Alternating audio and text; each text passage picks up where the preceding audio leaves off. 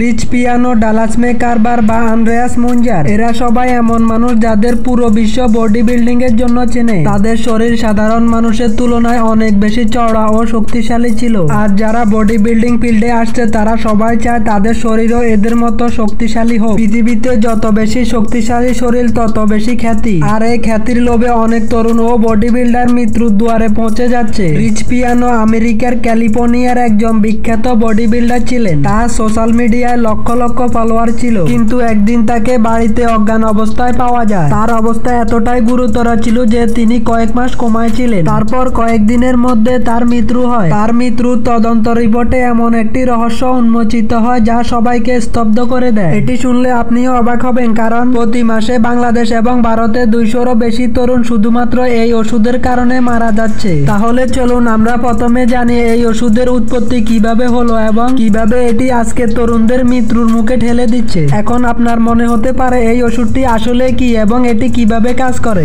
এই ওষুধের নাম স্টেরয়েড। এটি এক ধরনের রাসায়নিক যা আমাদের শরীরে স্বাভাবিকভাবে উৎপন্ন হয়। এর কাজ হলো আমাদের পেশি শক্তি বৃদ্ধি করা এবং যৌন হরমোনের বৃদ্ধি ঘটানো। কিন্তু স্বাভাবিকভাবে এটি উৎপন্ন হলেও পেশি শক্তি বৃদ্ধি হতে অনেক সময় লাগে। তাই অনেক তরুণ ও বডি বিল্ডাররা বাইরে থেকে এই কৃত্রিম স্টেরয়েড গ্রহণ করে। 1930 সালে কিছু ডাক্তার ম্যান-মেড স্টেরয়েড আবিষ্কার করেন, যার নাম ছিল অ্যানাবলিক অ্যান্ড্রোজেনিক স্টেরয়েড। তারপর থেকে বডি বিল্ডার এবং বডি বিল্ডিং করতে ইচ্ছুক ব্যক্তিরা এই ওষুধ ব্যবহার করতে শুরু করে। যে শরীর তৈরি করতে 5 থেকে 6 বছর সময় লাগতো, এই ওষুধের সাহায্যে তা 8 থেকে 10 মাসে হয়ে যায়। কিন্তু এই ওষুধ ব্যয়িকভাবে শরীরকে শক্তিশালী করলেও অভ্যন্তরীণভাবে ধ্বংস করে দেয়। এটি শরীরে ঢোকার পর এমনভাবে কাজ করে যেন ছোট শিশুকে কলেজের বই পড়ানো হয়। সঠিক পরিমাণে গ্রহণ করলে এটি কিছু উপকার করে, তবে মাত্রা বেশি হলে জীবন শেষ হতে সময় লাগে না। স্টেরয়েড শরীরের ফ্যাট নিয়ন্ত্রণ করে এবং পেশির বৃদ্ধি দ্রুত করে। এটি শরীরের বৃদ্ধি ক্ষমতা বাড়ায়, তাই যারা এটি গ্রহণ করে তারা প্রতিদিন ভারী ব্যায়াম করতে পারে। তবে এটি শরীরের টেস্টোস্টেরন হরমোন দ্রুত বাড়িয়ে তোলে, ফলে পেশির আকৃতি হঠাৎ করে বড় হয়ে যায়। কিন্তু এর পার্শ্ব প্রতিক্রিয়া এতটাই ভয়ঙ্কর যে